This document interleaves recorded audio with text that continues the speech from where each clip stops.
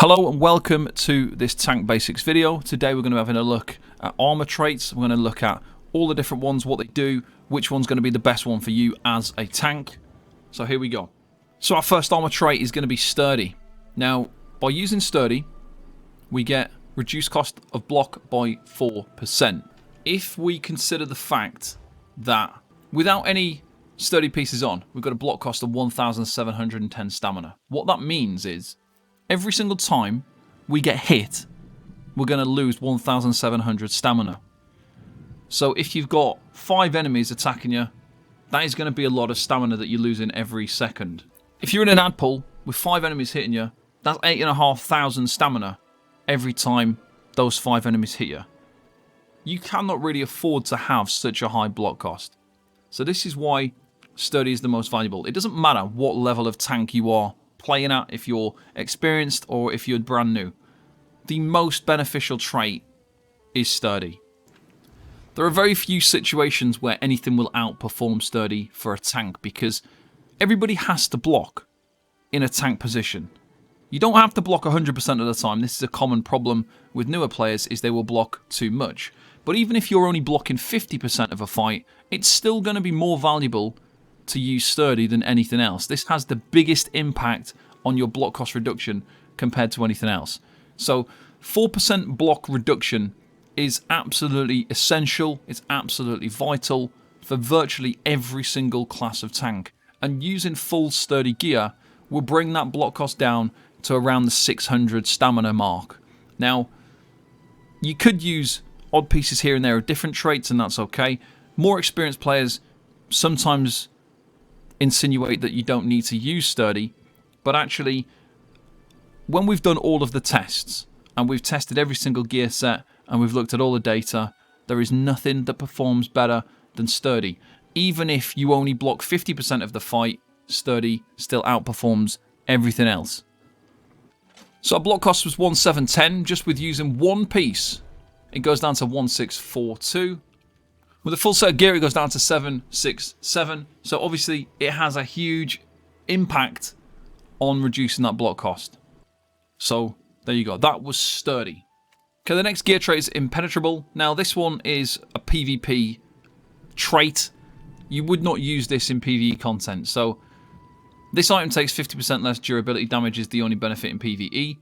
So impenetrable is going to reduce the amount of damage you take from critical attacks. So it's critical resistance. Enemies in PvE content cannot do critical attacks. So this is not needed for PvE content because those enemies cannot do crit damage. Next we've got reinforced. Now, there is a kind of slight benefit. This is one of the few traits that actually has a different value because it's on the body piece, on the chest piece. Like, if you use reinforced on the hands or the waist, you're going to get much less benefit than you are from using it on the chest. So as you can see, on this piece of gear, we've got 2,772 armor, and on the reinforced piece, it's 3,215. So on the chest piece, using a reinforced chest is a kind of a common thing that you will see because it has such an increase.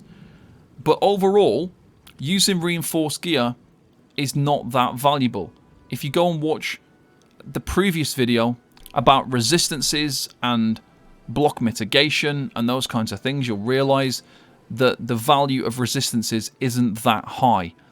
If you are spending large portions of fights unblocked, then using 1 or 2 reinforced gear pieces can be very useful. I wouldn't really go much more than the chest, the legs, and the shield.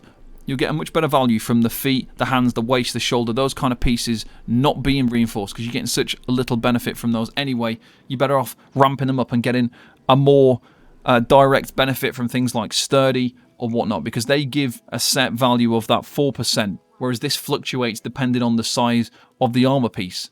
So obviously, less pieces are less worthwhile. If you have to, if you're absolutely going to use reinforced, even though I don't advise it, don't really go more than the chest, the shield, like I said before.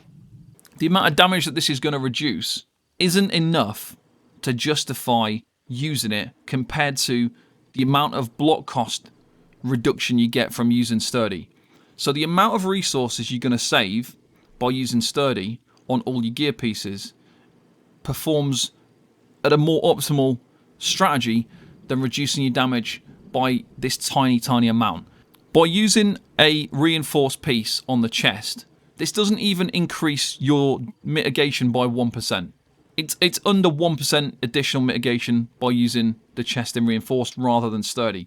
But you're going to increase your block cost by quite a decent amount using a one piece that's not sturdy. So the actual benefit to your incoming damage, it's going to make such tiny impacts on the amount of damage that you're taking that generally it's just not worth using reinforced.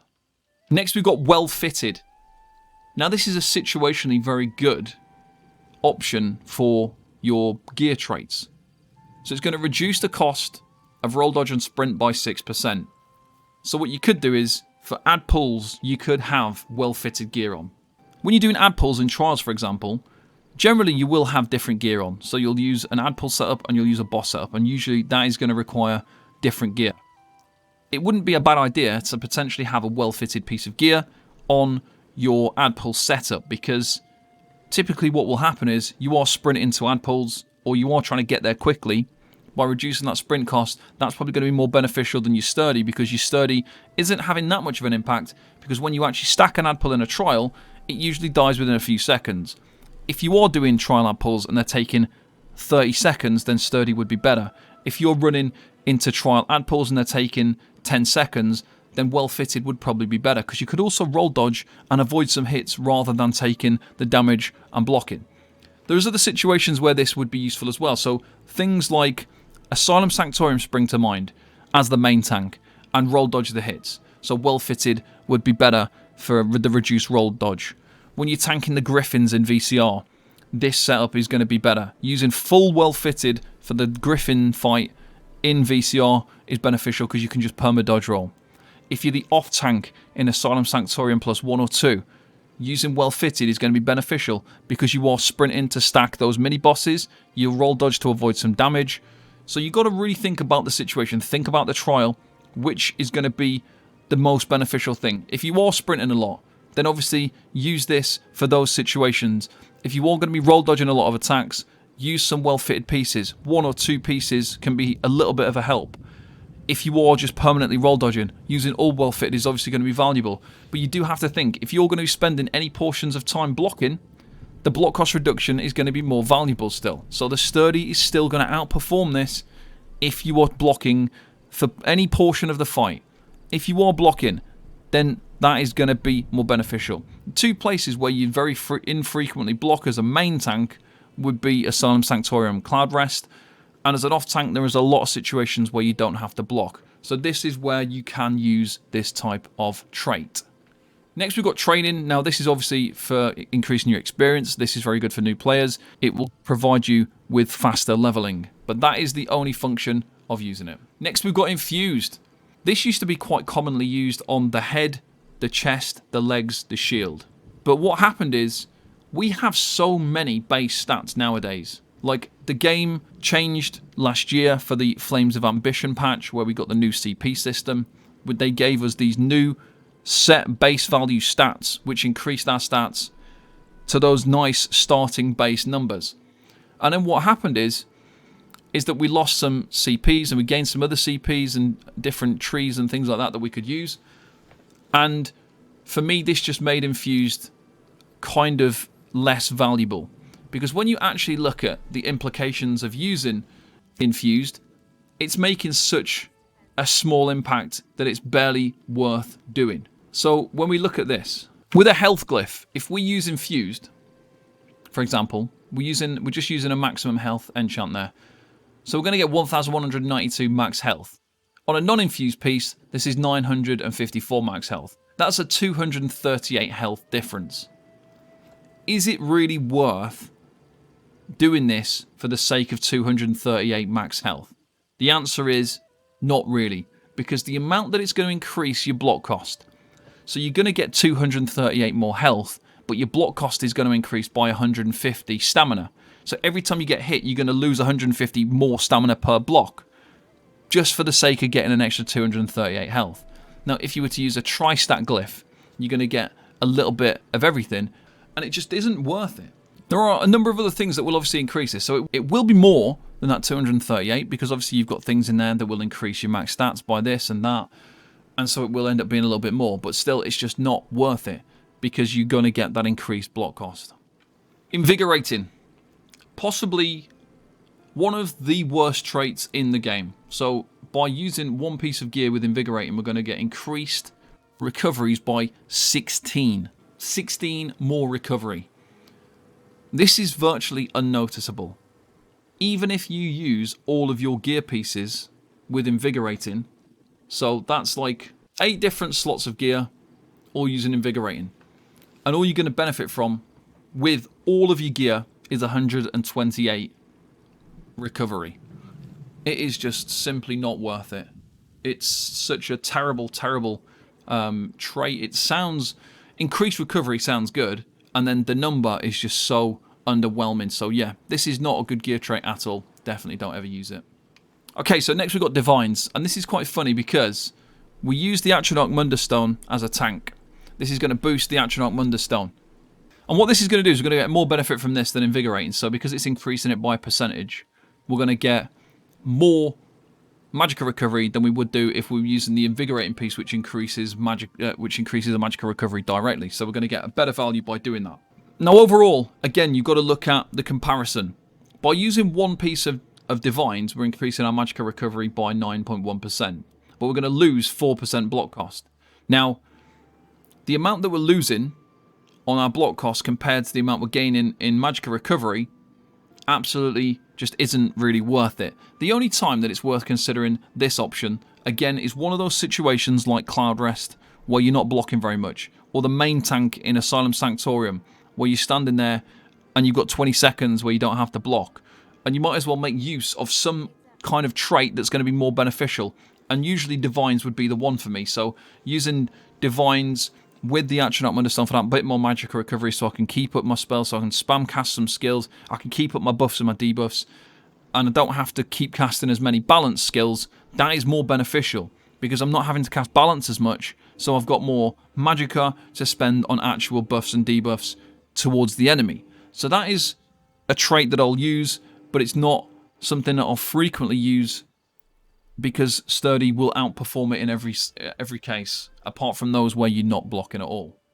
Finally, we've got Noholmed, and this is not a very good trait once again, because if you actually look at it, we've got 3,025 armor.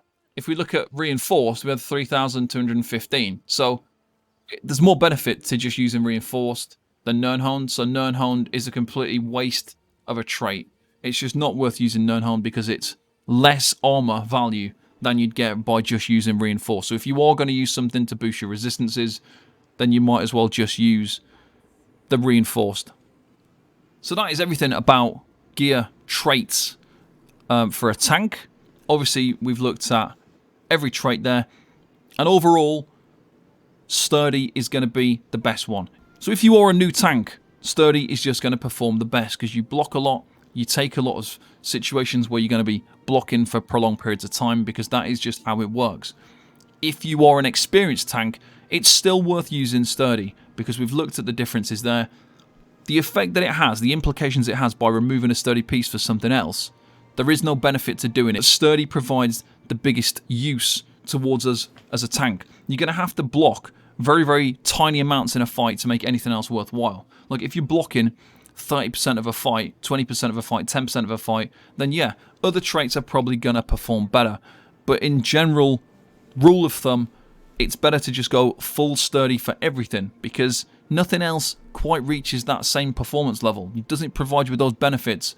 The biggest challenge for tanking in general is sustain. And sustaining while blocking and sustaining through those periods of time. You don't want to be losing tons of stamina every time you block and then have to try and regain your stamina back in alternative methods, because then that means you're diminishing your ability to actually output your buffs and your debuffs with your resources because you're spending too many resources on casting stuff to gain back resources, and that's obviously not a good thing. So Sturdy gear, all Sturdy gear, it performs better than everything else, and that is what you want to be looking to pick up on your gear. Thanks very much for watching, and I'll see you next time. Bye bye for now.